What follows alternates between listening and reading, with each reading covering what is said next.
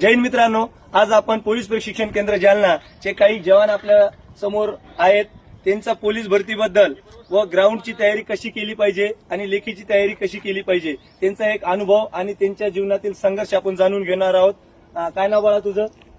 जय sir, माझं नाव सायराज परसंडे, भरती जिल्हा ठाणे शहर. ठाणे शहर. तुझं काय नाव? जय श्रीमान, माझे नाव सुजित कांबळे, भरती जिल्हा मुंबई शहर. तुझं? जय श्रीमान, माझे नाव मयूर आटपाडकर, भरती जिल्हा ठाणे शहर.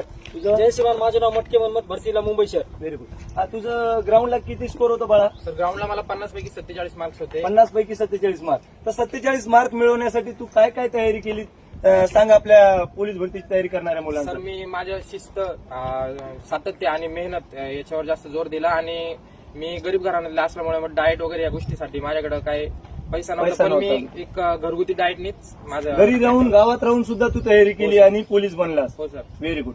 तुझं काय नाव बाळा? सर, माझे नाव सुजित कांबळे.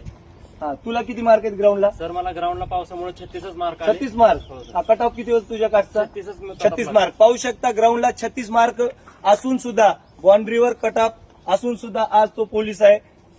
याचं यश कशामुळे तुला मिळालं? सर, मी सलग 2-3 वर्ष कंटिन्यू अभ्यास करत होतो. मला माहिती होतं पाऊस मुंबईला असतो आणि मी तोच माइंडसेट ठेवला होता की ग्राउंडला जरी काटावर क्वालिफाय झालं तरी पेपर टाकायचा आपण चांगला. पाहू शकता पेपरच्या जोरावर लेखीचा सातत्याने अभ्यास केल्यामुळे आज जवान काठावरचा पण पोलीस दलात रुजू झालेला आहे.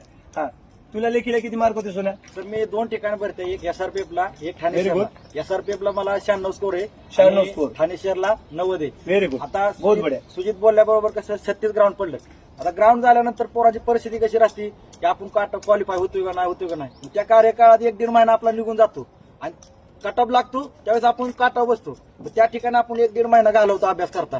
त्यामुळे त्याचा नाही विचार करता ग्राउंड चांगलं टाकायचं आणि अभ्यासाची तयारी. आता झालेल्या क्वेश्चन पेपर म्हणा, वेळ जी हातात आहे त्या वेळेचा सदुपयोग करून तयारी केली पाहिजे असं म्हणणं आहे त्याचं. तू काय सांगू शकशील की हे पोलीस भरतीचे जस्ट आता फॉर्म भरणं चालू आहे, त्या काळामध्ये कसं नियोजन केलं पाहिजे? त्याच्यामध्ये तुम्ही अभ्यासाचा एक टाइम टेबल बनवलं पाहिजे आणि जे तुम्हाला विषय हार्ड वाटते त्या विषयाचं सकाळी रिव्हिजन केलं त्याला जास्तीत एक जास्त वेळेचं नियोजन करून ज्या विषयात आपल्याला कमी स्कोर आहे त्या विषयामध्ये आपण जास्तीत जास्त